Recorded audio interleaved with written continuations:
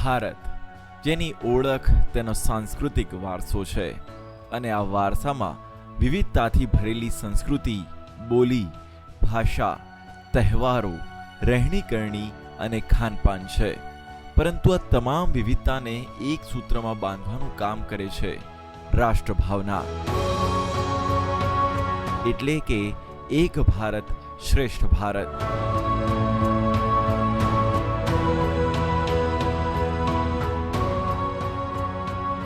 છેલ્લા 2 દાયકાનો કાર્યકાળ રહી છે સેવા, સમર્પણ અને સુશાસનનું નામ.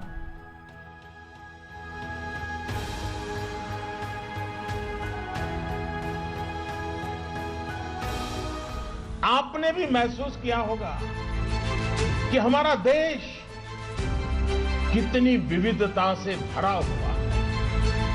अनेकों भाषाएं, अनेकों बोलियां, अलग अलग खान पान, कितना कुछ अलग है, लेकिन भारत एक है.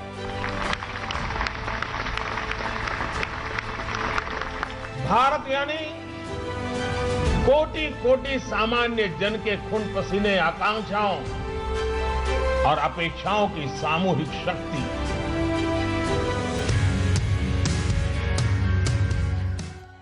પ્રાચીન કાળથી આધુનિક યુગ સુધી અને આધુનિક કાળથી વર્તમાન સમય સુધી ભારત એક છે.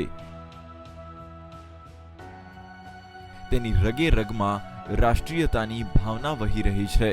તેનો અનુભવ આજથી લગભગ 400 વર્ષ અગાઉ ચાણક્યએ કરાવ્યો અને ચંદ્રગુપ્તને દેશના સિંહાસન પર બિરાજમાન કરાવ્યા અને ત્યારબાદ આઝાદ દેશના સૌપ્રથમ ગૃહમંત્રી સરદાર વલ્લભભાઈ પટેલે ઘણા બધા રજવાડાને વિભાજિત અને ખંડ ખંડ ભારતને અખંડ સ્વરૂપ આપ્યું અને દેશને આપ્યું એક ભારત, અખંડ ભારત.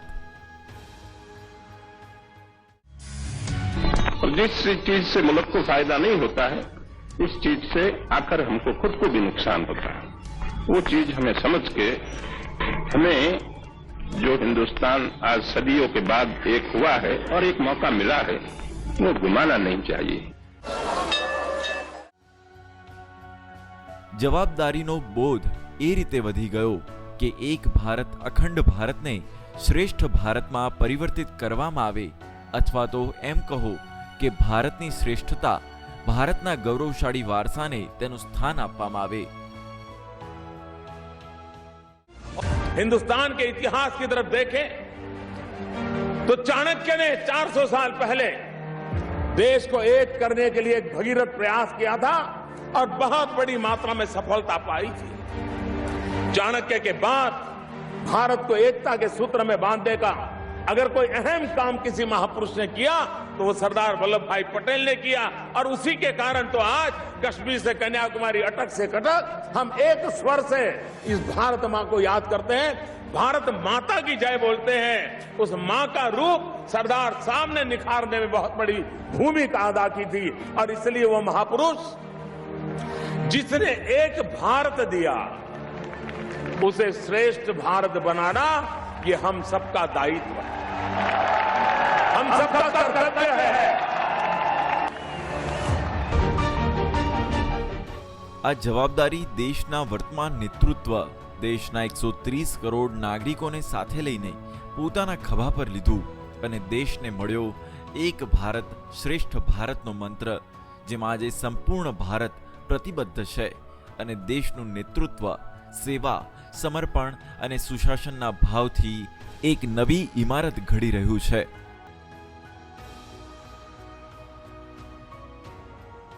भारत में रास्ते भले ही अलग अलग हैं, लेकिन गंतव्य एक ही है, मंजिल एक ही है. और ये मंजिल है एक भारत श्रेष्ठ भारत. હકીકતમાં આ અવાજ અને અંદાજ માત્ર ખુશ થવા માટે કે રિવાજ પૂરો કરવા માટે નથી, પણ આ 130 કરોડનો એકત્રિત થયેલો અવાજ હતો, જે દાયકાઓથી ભારતની એકતા, અખંડિતતા અને શ્રેષ્ઠતાના સ્વરૂપનું પ્રતિનિધિત્વ કરીને વ્યક્ત કરવા માંગતો અવાજ હતો. આ અવાજને એક નેતૃત્વ મળ્યું આ અવાજને એક ચહેરો મળ્યો, એ અવાજને એક પુરુષાર્થ મળ્યો અને સમગ્ર દેશને મળ્યું એક ભાવનાત્મક મંત્ર. આપણે બધા એક છીએ, આપણે બધા ભારતીય છીએ. ભારતને સમજવા માટે ભારતનું ભ્રમણ જરૂરી છે, પણ એક પ્રવાસી તરીકે નહીં, એક વિદ્યાર્થી તરીકે. टूरिज्म में वैल्यू एडिशन तभी होगा कि जब हम सिर्फ मुलाकाती नहीं, हम एक विद्यार्थी के तौर पर उसका पाना, समझना, बनने का प्रयास करें. मेरा स्वयं का अनुभव है. मुझे हिंदुस्तान के 500 से अधिक डिस्ट्रिक्ट में जाने का मौका मिला होगा. 450 से अधिक डिस्ट्रिक्ट तो ऐसे होंगे जहां मुझे रात्रि मुकाम का अवसर मिला है. और आज जब मैं भारत में इस दायित्व को संभालता हूं, तो मेरे उस भ्रमण का अनुभव मुझे बहुत काम आता है. चीजों को समझने में मुझे बहुत सुविधा मिलती है. आपसे भी मेरा आग्रह है कि आप इस विशाल भारत को, विविधता में एकता सिर्फ नारा नहीं, हमारी अपार शक्ति का ये भंडार है, इसको अनुभव कीजिए. एक भारत श्रेष्ठ भारत का सपना इसमें निहित है. खानपान की कितनी वैरायटीज है, तो पूरे जीवन भर हर दिन एक एक नई वैरायटी कर खाते रहे तो भी क्या है, रिपीटिशन नहीं होगा.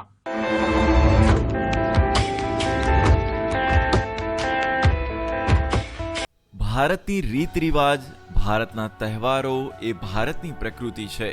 આ પ્રકૃતિ સર્વસમાવેશી છે. તેનો પોતાનો એક તર્ક છે. ઉત્તરથી દક્ષિણ અને પૂર્વથી પશ્ચિમ સુધી સંપૂર્ણ ભારતમાં પ્રત્યેક દિવસ એક તહેવાર છે અને દરેક તહેવારનું પોતાનું એક મહત્વ છે. આજ તો છે આપણી વિવિધતામાં એકતા. આજ તો છે આપણું એક ભારત શ્રેષ્ઠ ભારત. ગામડાઓના દેશ એવા ભારતમાં કેટલાક તહેવાર તો ખેતરમાં પાકની લણણીની સાથે મનાવવામાં આવે છે. इसी के बाद से दिन धीरे धीरे बड़े होने लगते हैं और सर्दियों की फसलों की कटाई भी शुरू हो जाती है. हमारे अन्नदाता किसान भाई बहनों को भी खूब खूब शुभकामनाएं. विविधता में एकता, एक भारत श्रेष्ठ भारत की भावना की महक हमारे त्योहार अपने में समेटे हुए है. हम देख सकते हैं कि हमारे पर्व त्योहार प्रकृति से कितनी निकटता से जुड़े हुए हैं.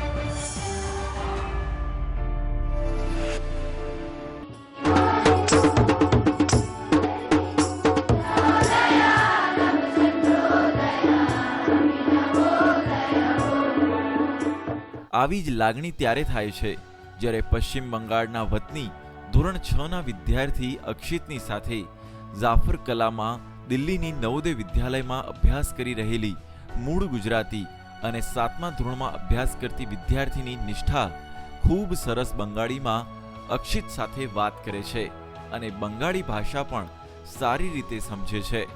হ্যালো অক্ষিত, আর বল তোকে কেমন লাগছে এই নবোদয়াতে? আমার ভালো লাগছে দি, আপনি কেমন আছো? হ্যাঁ, আমি ভালো আছি. তো আমার তো এখন এখানটায় এসে 4 মাসই হলো, আপনি তো এখানটায় কমসে কম 2 বছর হয়ে গেছে না?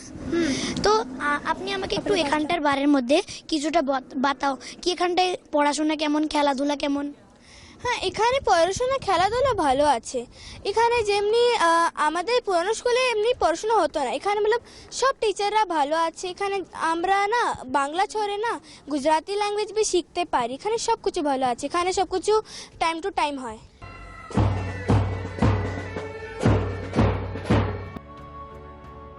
આ છે એક ભારત શ્રેષ્ઠ ભારતનું દર્શન અને તેના ફળ સ્વરૂપે ઉત્પન્ન થયેલું માનવ સ્વરૂપનું દર્શન. हिंदी के कुछ शब्द जैसे आप नमस्कार, नमस्कार वनक्कम, जैसे आपका निंगल एप्पटी रुंकिरेगा, हाउ आर यू, उंगल उडल निलाई एप्पडी रेगा, मतलब कि आपका स्वास्थ्य कैसा है. It's a way of connecting India through culture, language, literature and all.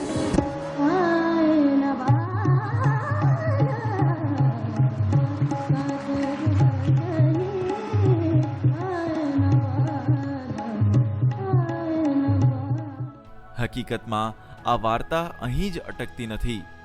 ભાષા સંગમના માધ્યમથી એક ભારત શ્રેષ્ઠ ભારતનું આ દર્શન આપણને તમામને ઘણા મંચ પર જોવા મળે છે.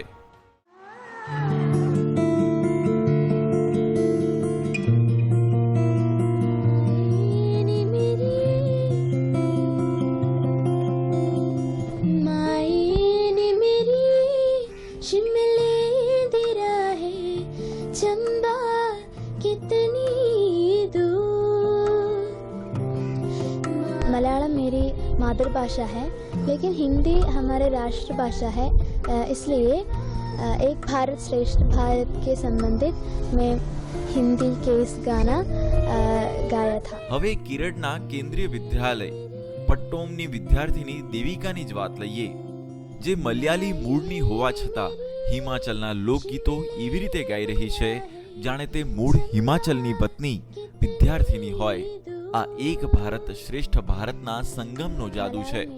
एक भारत श्रेष्ठ भारत के सीधा सा मतलब जाति प्रांत भाषा ये सब के ऊपर हम सब एक है। शिमले दी राहें चंबा कितनी दूर हो, लैया मोहब्बता दूर दराजे, अखियां तो हो या कसूर है, अखियां तो हो या कसूर। આવું જ નજરે પડે છે જ્યારે દેવંજના સાથે વાત થાય છે, કેમ કે આસામી માતૃભાષા હોવા છતાં રાજસ્થાની લોકગીતનું ગાન એક ભારત શ્રેષ્ઠ ભારતના મંત્રને મજબૂતીથી પ્રદાન કરે છે।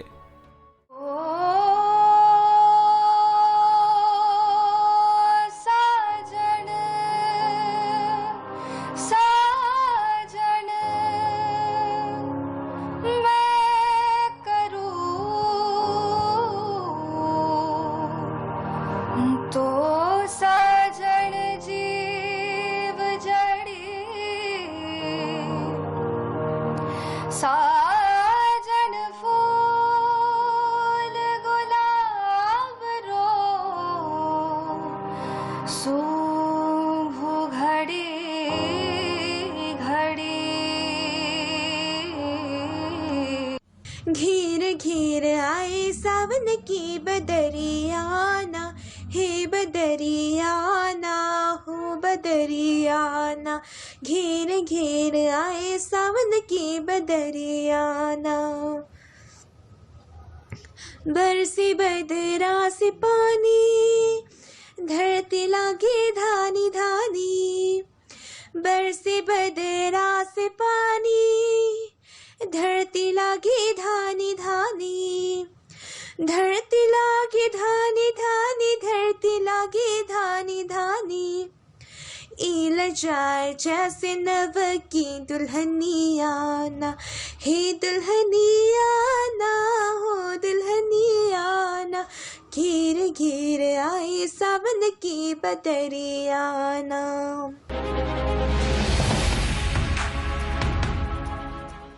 હકીકતમાં જ્યારે પ્રેરણારૂપી અમૃત સદૈવ છલકાય છે તો પરિણામરૂપી મીઠા ફળ પણ અવશ્ય સાંપડે છે।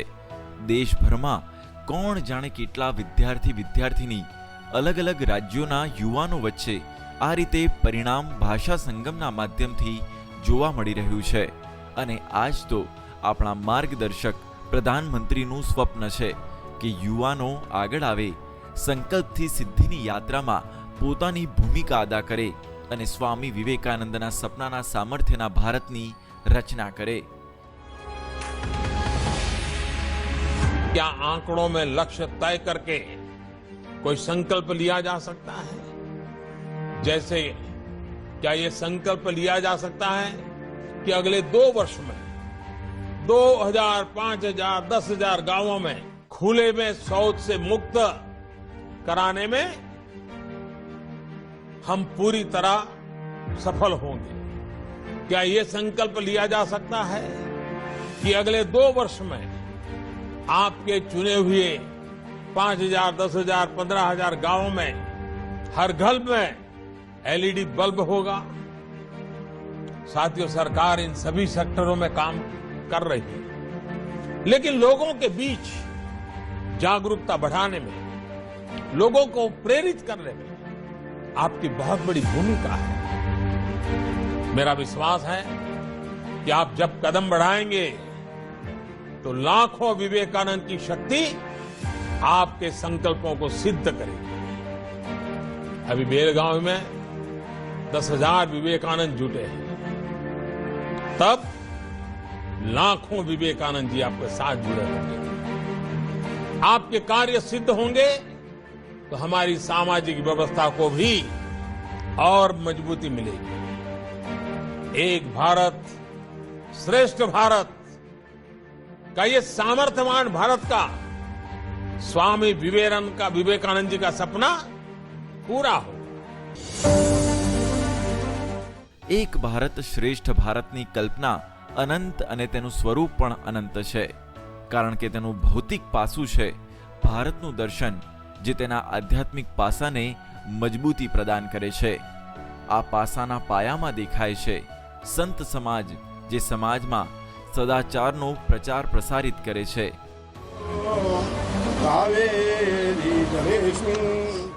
વાસ્તવમાં સંત રાષ્ટ્ર પ્રત્યે કર્તવ્યોની ઉપેક્ષા નથી કરતો, પણ તેનું અનુપાલન કરે છે. અને તેથી જ તેના જીવનમાં એક ભારત શ્રેષ્ઠ ભારતની કલ્પના ચરિતાર્થ થતી જોવા મળે છે. પછી તે કર્તવ્ય માનવ સમાજ પ્રત્યે હોય કે પ્રકૃતિના સંરક્ષણ માટે હોય. गंगा उत्पादन होते हैं उत्तराखंड में, समुद्र में जाते हैं वेस्ट बंगाल में. नदी का माध्यम से समाज एक साथ आते हैं. नदी समाज को वो रस्सी बना है, मिलना जुलना. ऐसा कावेरी है कर्नाटक में उत्पादन है, तमिलनाडु, पुदुचेरी और केरला सब प्रांतों को जाते हैं. नर्मदा उत्पादन होते हैं मध्य प्रदेश में, वो जाते हैं गुजरात. इस नदी का माध्यम से जमा समाज भारत एक ऐसा भावना भी आते हैं, अपना जोड़ते हैं नदी. एक भारत श्रेष्ठ भारत के निर्माण की दिशा में भारत की प्राचीन ऋषि और कृषि परंपरा का अद्भुत योगदान रहा है. महर्षि अरविंद, स्वामी विवेकानंद, स्वामी रामकृष्ण परमहंस से लेकर के माता आनंदमयी से आधुनिक युग में अमृतानंदमयी तक और वर्तमान संन्यास परंपरा को भी देखें तो नरेंद्र मोदी जी को गढ़ने में भारत के ऋषि परंपरा का भी अद्भुत योगदान है. संघ और संत, इसके बीच में नरेंद्र मोदी जी एक सुरक्षित, एक स्वाभिमानी भारत का निर्माण कर रहे हैं.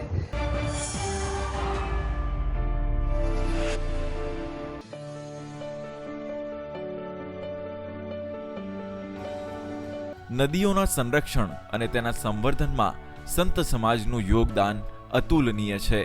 નદીઓનું પૂજન ભારતીય પરંપરાનું એક અવિભાજ્ય અંગ છે. પછી તે કુંભના મેળા હોય, સિંધુ યાત્રા હોય અથવા તો કાવેરી તુલા સ્નાન, નદીઓ પ્રત્યેની આ લાગણી ભારતને એકત્રિત કરે છે. मेरे प्यारे देशवासियों, पुष्करम, पुष्करालू, पुष्करा, क्या आपने कभी ये शब्द सुने हैं? क्या आप जानते हैं? आपको पता है ये क्या है? मैं बताता हूँ. यह देश की 12 अलग अलग नदियों पर जो उत्सव आयोजित होते हैं उसके भिन्न भिन्न नाम है. हर वर्ष एक नदी पर, यानी उस नदी का नंबर फिर 12 वर्ष के बाद लगता है. और यह उत्सव देश के अलग अलग कोने की 12 नदियों पर होता है, बारी बारी से होता है और 12 दिन चलता है. कुंभ की तरह ही यह उत्सव भी राष्ट्रीय एकता को बढ़ावा देता है और एक भारत श्रेष्ठ भारत के दर्शन कराता है. पुष्करम यह ऐसा उत्सव है जिसमें नदी का महात्म्य, नदी का गौरव, जीवन में नदी की महत्ता ये सहज रूप से उजागर होती है. એક ભારત શ્રેષ્ઠ ભારતના મૂળમાં ભારતની સર્વસમાવેશી પ્રકૃતિ છે, જેમાં સર્વધર્મ સંભાવની ભાવના સંકળાયેલી છે. તેના સંખ્યાબંધ ઉદાહરણ મળે છે. ગુજરાતમાં 2001ના વર્ષમાં વિનાશકારી ભૂકંપ બાદ કચ્છ અને ભુજમાં ઘણી તારાજી મચી ગઈ હતી. તેમાં કચ્છના લખતર ગુરુદ્વારા સાહેબની ઇમારતને પણ ભારે નુકસાન થયું હતું.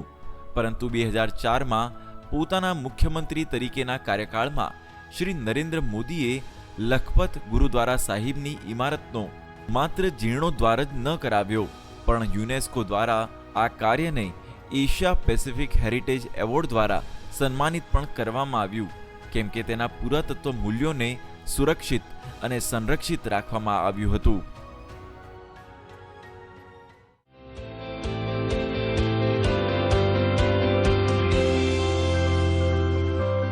लखपत गुरुद्वारा साहब श्री गुरु नानक जी अपनी उदासी के दौरान लखपत गुरुद्वारा साहिब में रुके थे. 2001 के भूकंप से इस गुरुद्वारे को भी नुकसान पहुंचा था. यह गुरु साहिब की कृपा ही थी कि मैं इसका जीर्णोद्धार सुनिश्चित कर पाया. न केवल गुरुद्वारा की मरम्मत की गई बल्कि उसके गौरव और भव्यता को भी फिर से स्थापित किया गया. हम सबको गुरु साहिब का भरपूर आशीर्वाद भी मिला. लखपत गुरुद्वारा के संरक्षण के प्रयासों को 2004 में UNESCO Asia Pacific heritage award में अवार्ड ऑफ डिस्टिंक्शन दिया गया. આ એક ઉદાહરણ માત્ર નથી, પરંતુ સર્વધર્મ સંભાવની એક મિસાલ છે અને દેખાય છે ગુજરાતના એક શહેર ઉદવાડામાં, જે વલસાડ જિલ્લાનું એક કાંઠાનું શહેર છે. ઉદવાડાનું પવિત્ર આકર્ષણ અતાશ બહેરામની પવિત્ર અગ્નિ છે, જે ઈરાનથી લાવવામાં આવી હતી. આ સ્થાનનું કાયાકલ્પ શ્રી નરેન્દ્ર મોદીએ તેમના મુખ્યમંત્રી તરીકેના કાર્યકાળમાં કર્યું. ગુજરાત સરકારનું આ કાર્ય સદીઓ સુધી સર્વધર્મ સંભાવી સાક્ષી પુરાવતું રહેશે.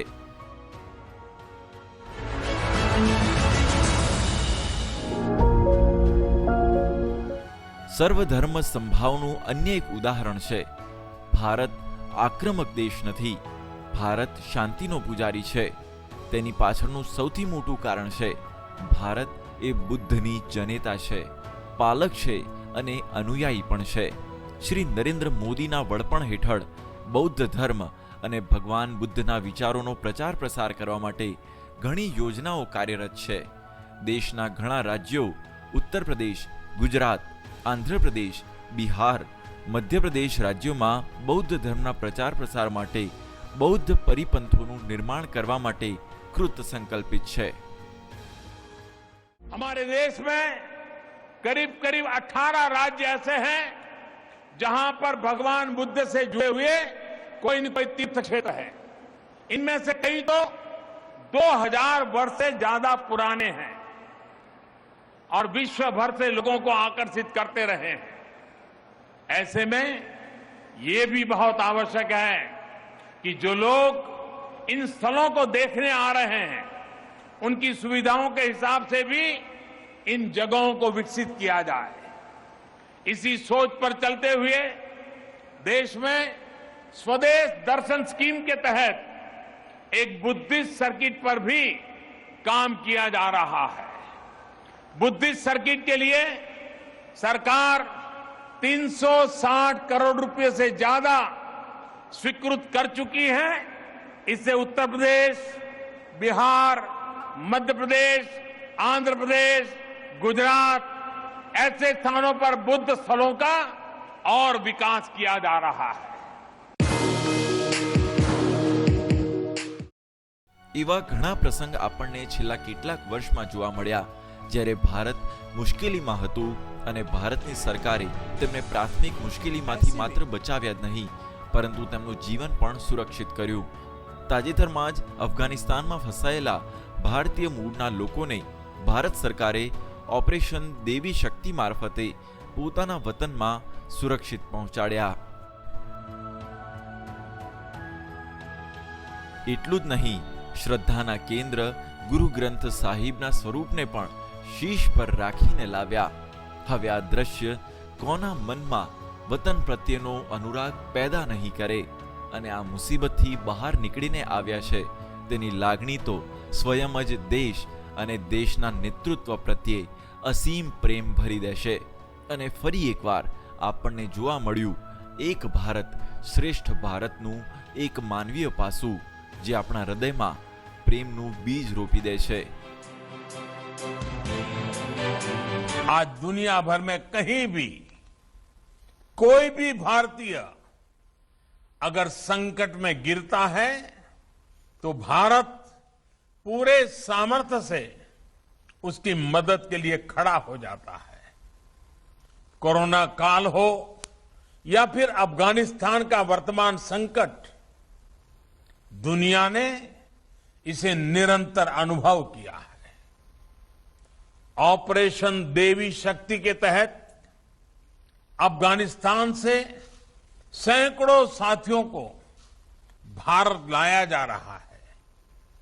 चुनौतियां बहुत हैं, बहुत मुश्किल है, लेकिन गुरु कृपा भी हम पर बनी हुई है। हम लोगों के साथ पवित्र गुरु ग्रंथ साहब के स्वरूप को भी शीर्ष पर रखकर भारत लाए हैं। आज जिस प्रकार की वैश्विक परिस्थितियां बन रही है, उससे हमें यह एहसास भी होता है कि एक भारत श्रेष्ठ भारत के क्या मायने होते हैं। આ યાત્રા અનંત છે, આ ગાથા અનંત છે, તેના પ્રતીકો, સંદર્ભો અને માન્યતાઓની સાથે એક ભારત શ્રેષ્ઠ ભારતની આ યાત્રા ચાલતી રહેશે। ચિરંજીવ ચિરંજીવ ચાલતી રહેશે, ચિરંજીવી ચિરંજીવી।